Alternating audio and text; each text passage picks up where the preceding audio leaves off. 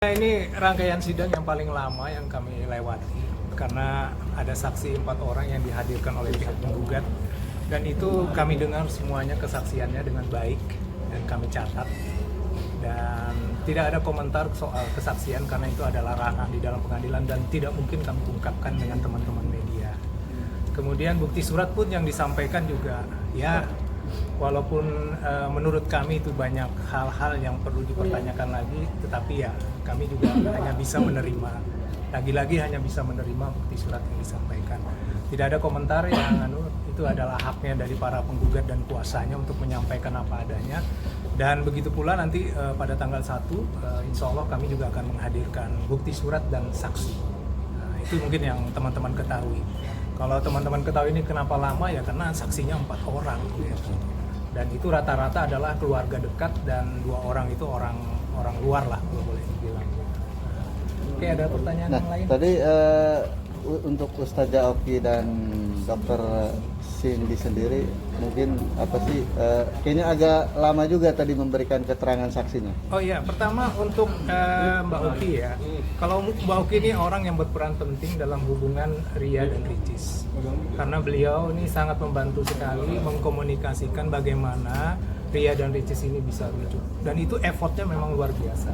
Itu tidak perlu dipertanyakan lagi dan tidak perlu kita sanggah lagi. Beliau memang mengupayakan itu agar adik-adiknya ini bisa bersatu kembali. Dan itu kami sangat respect sekali gitu.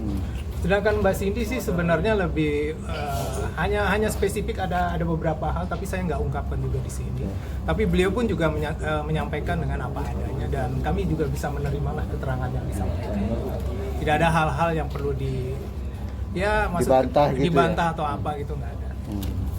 Artinya ini kemungkinan persidangan ini berjalan dengan lancar dan cepat selesai gitu. Kalau tahapannya sih teman-teman lihat sih sebenarnya majelis sudah mengatur sedemikian rupa dan schedule-nya itu clear ya, dari tanggal-tanggal dari mulai awal sampai sekarang itu berjalan normal lah seperti pada umumnya sidang-sidang teman-teman yang lagi mengajukan gugatan di sini. Jadi nggak ada yang perlu dikhawatirkan. Tapi sidang lanjutannya apa nih? Sidang lanjutan adalah bukti surat dan saksi dari pihak kami gitu, dari pihak tergugat atau dari pihak Rian. Dan insya Allah akan kita persiapkan sebaik-baiknya karena ini adalah diberikan kesempatan, tapi lagi-lagi karena ini bulan puasa, bulan yang baik untuk saling mendoakan. Sebagaimana kita mungkin mudah-mudahan ya kita doakan aja ada hal-hal yang mujizat lah kalau saya bilang gitu, ada perubahan-perubahan yang signifikan lah untuk hubungan keduanya gitu. Tapi kapan itu? Tanggal berapa lanjutannya? Tanggal 1 April, minggu depan berarti teman-teman ya. Bang, melihat Ricis ini nggak datang sendiri masih, Kalau Ricis nggak datang ya. lihat Tengku sendiri masih video callan sama Rian Ricis gimana? Rian masih video callan sama Ria Ricis. Video callan ya. Komunikasinya Kalau gimana komunikasi, sebagai... tapi komunikasi seperti apa itu saya kurang tahu. Tapi yang jelas masih komunikasi. Apakah itu video call, apakah itu WhatsApp, atau itu direct message ya. Itu mereka yang. Tapi sebagai tim kuasa hukum Rian ini hal yang positif nggak sih? Artinya kedua belah pihak komunikasinya pun baik-baik aja gitu. Iyalah, mestinya harapan saya sih komunikasinya baik-baik aja, apalagi di bulan ini kan. Karena ada ikatan Mona ini kan di sini, apa-apa mereka harus komunikasi. Mona sama siapa yang bawa, siapa yang mau diajak main kemana, apa dan segala macam.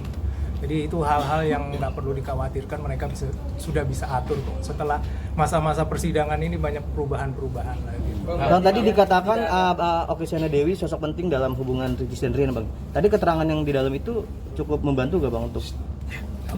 Bang, berarti Rian sendiri tidak ada halangan untuk... Kalau keterangan, kasihan ini. Kalau keterangan saya nggak sampaikan ya. Biar Enggak, artinya positif untuk Rian sendiri, Bang. Positif. Bang, lihat tanda-tanda nggak tadi mungkin akan menyelesaikan dengan damai? Teman-teman, kalau proses gugatan itu atau sudah masuk ke meja pengadilan, berarti memang dari pihak di sana sudah firm, artinya sudah menyerahkan kepada majelis untuk memutuskan apakah hubungan mereka ini bisa atau tidak. Tetapi kami, kuasa hukum itu melihat ada beberapa hal, ada beberapa peluang untuk kami untuk bisa mempertahankan rumah tangga ini. Caranya dengan apa? Ya kita serahkan dengan majelis, kita bantah-bantahan, kita siapkan saksi, kita siapkan bukti, itu aja lagi gitu loh.